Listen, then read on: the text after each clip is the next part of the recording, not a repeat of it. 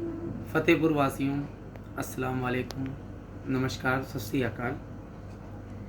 आज मैं सुबह से देख रहा हूँ सोशल मीडिया के ज़रिए मुझको जानकारी मिली कि मीडिया में चल रहा है कि मुस्लिम समाज की कुछ औरतें थाना कोतवाली में जा कर के मेरे ख़िलाफ़ और हमारे साथियों के ख़िलाफ़ मारपीट की घटना की एप्लीकेशन देने गईं। तो सबसे पहले मैं ये बताना चाहता हूँ आप लोगों को कि वो कोई औरतें मुस्लिम औरतें नहीं हैं, वो एक अपराधी जो निरंतर अपराध कर रहे हैं, वो उन दो लड़कों की अम्मा है। ठीक है। और दूसरी चीज़ मैं आपको ये भी बताना चाहता हूँ कि जो हाजी रज़ा का जो प्रकरण है, लोग बता रहे हैं कि ये फालतू में फ़र्ज़ी FIR करवाते रहते हैं, हम ये करते रहते हैं।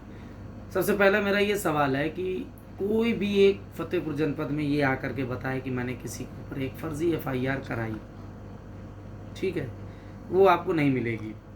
अच्छा, दूसरी चीज़ मैं आपको जो ये बता रहे हैं कि मैं फ़र्ज़ी मुझको फंसाया जा रहा है और फ़र्ज़ी FIR मैं करवा रहा हूँ। सबसे पहले मैं इनके लड़कों के आपको कारनामे दिखलाते हैं जिनसे हमारे ऊपर वसूली, आज तक आप लोग ने देखा होगा कि हम कभी किसी से वसूली या किसी से कोई इस तरीके का, आप हमारे ऊपर कभी इस तरीके का आरोप, ये पहली बार आरोप है। ये इस वजह से ये आरोप लगाया जा रहा है मेरे ऊपर क्योंकि जो इन्होंने हमारे गवाह के साथ मारपीट करने की घटना करी है, जिसमें सन 2021 में हमारे ऊपर हमला किया गया, सन 2024 में हमारे अमित के ऊपर, गवाह के ऊपर हमला किया गया, सन 2026 में हमारे मुख्य गवाह मोहम्मद इमरान पर हमला किया गया। तो अब ये आप लोग बताइए कि इन गवाही को और इन सब चीज़ों को दबाने के लिए ये एप्लीकेशन, ये प्रार्थना पत्र दिया जा रहा है कि जिससे हम गवाही से पीछे हट जाएं और कोर्ट में मुकदमा, क्योंकि हमने इनकी अभी 2 महीना पहले हमने बेल कैंसिलेशन भी डाल रखी हुई है इनके निरंतर अपराध को लेकर के। और मैंने इनकी क्या कहते हैं, जो ये हमारा स्टे लिए हुए हैं, स्टे वैकेशन का भी हमने उसमें डाल रखा हुआ हाई कोर्ट में, उसका प्रकरण चल रहा है क्योंकि उधर हम हाई कोर्ट में 2 महीना पहले से हमने बहुत तेज़ स्पीड पकड़ी है, जिसका प्रूफ भी हमारे पास है। कल हम सभी मीडिया बंधुओं से एक बार गुजारिश करेंगे कि वो लोग आएँ और उनको हम साक्ष्य के साथ पूरा हम दिखलाएंगे।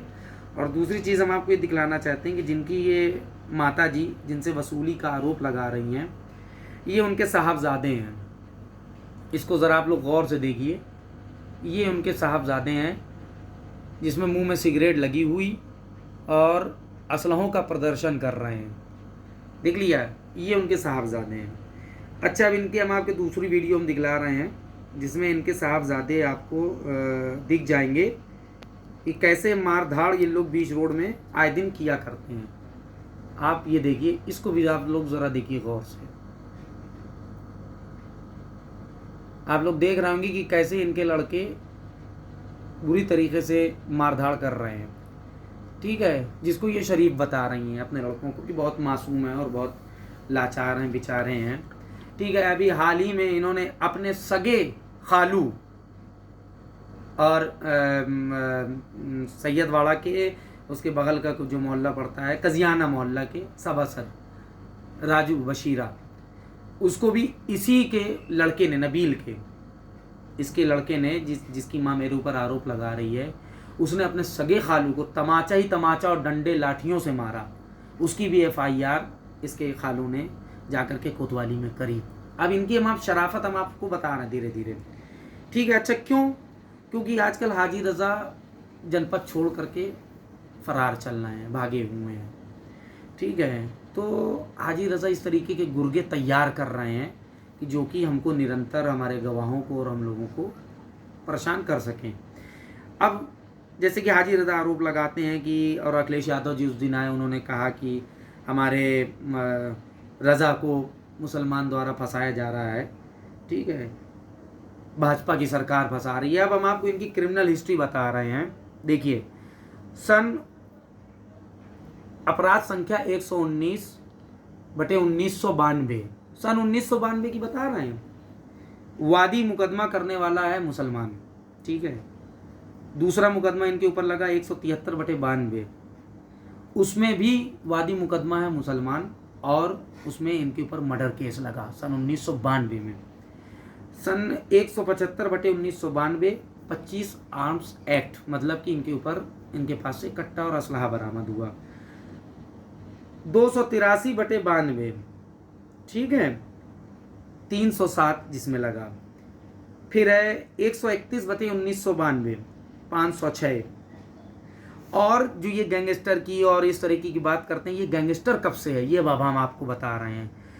333/1992, 2/3 गैंगस्टर एक्ट, इसके ऊपर सबसे पहले हाजी रजा के ऊपर गैंगस्टर एक्ट जो लगा था, ये 1992 में लगा था। इसी तरीके से 1994 में 145, फिर 2002 में 73 इसके ऊपर गुंडा एक्ट लगा है। गुंडा एक्ट ये 2002 में सपा की, उस टाइम पे शायद ये किसकी सरकार थी। तो फिर उसके बाद 395 डकैती का मुकदमा इसके ऊपर लगा, लूट का। 321/2006, तब तो सपा की सरकार शायद हमारे हिसाब से चल रही थी, और बसपा की और सपा की। फिर 742/08, 307 लगा। फिर 516/2012, तब तो सपा की सरकार थी, हैं। 300/2014, तब तो समाजवादी पार्टी की सरकार थी। 591/14, तब तो समाजवादी पार्टी की सरकार थी। 228/2015, समाजवादी पार्टी की सरकार। 244/17, 17 में मार्च में आई है, और इसका कल हम निकलवा लेंगे कि ये भी सपा की सरकार में हुआ है कि भाजपा की सरकार में हुआ है, क्योंकि आरोप लगाते हैं कि भाजपा इनके ऊपर मुकदमा लिखवा रही है। अब आ करके भाजपा की सरकार बनती है 17 में। उसके बाद ना 18 में इनके ऊपर लगा, ना 19 में इनके ऊपर मुकदमा लगा कोई, ना 2020 में कोई मुकदमा लगा।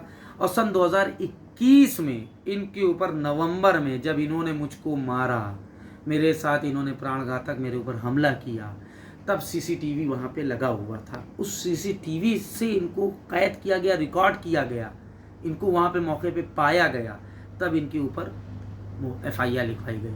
ये तो कहिए वहाँ पे सीसीटीवी कैमरा मौजूद था, नहीं तो उसको भी ये झूठी घटना पूरी तरीके से साबित कर देते।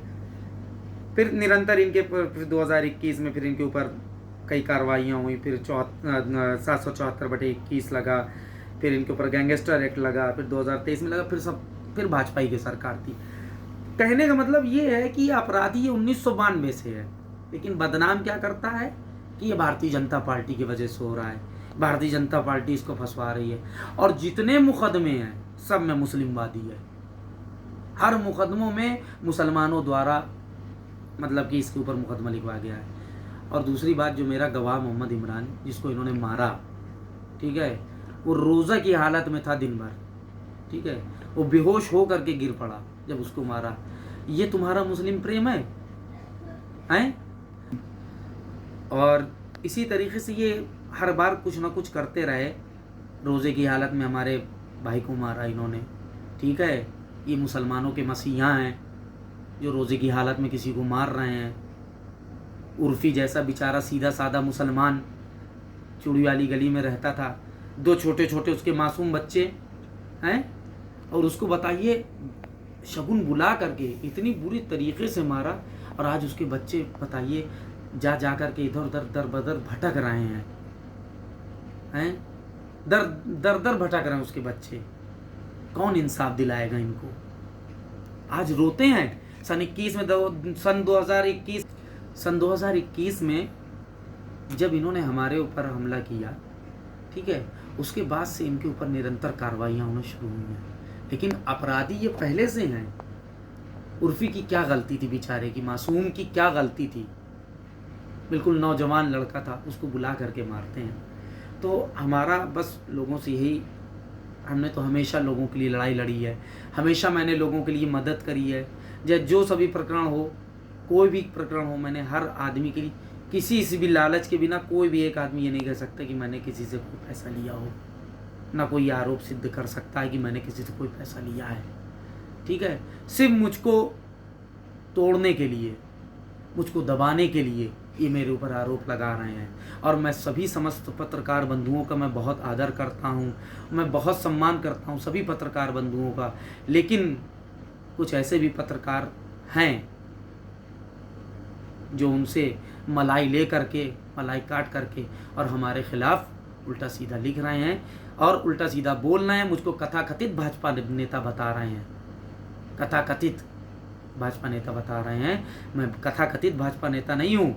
मैं उनको ये बताना चाहता हूँ कि मैं भारतीय जनता पार्टी कार्यालय से जब मैं बनाया गया था तो बीजेपी उत्तर प्रदेश की आईडी से मेरा घोषणा हुई थी मेरे पद की, ठीक है। तो मैं उनके खिलाफ भी मैं नोटिस कोर्ट से भेजूंगा, उनको भी मैं कोर्ट में बुलाऊंगा, जो लोग इस तरीके से मुझको बात कर रहे हैं। इस तरीके से हमने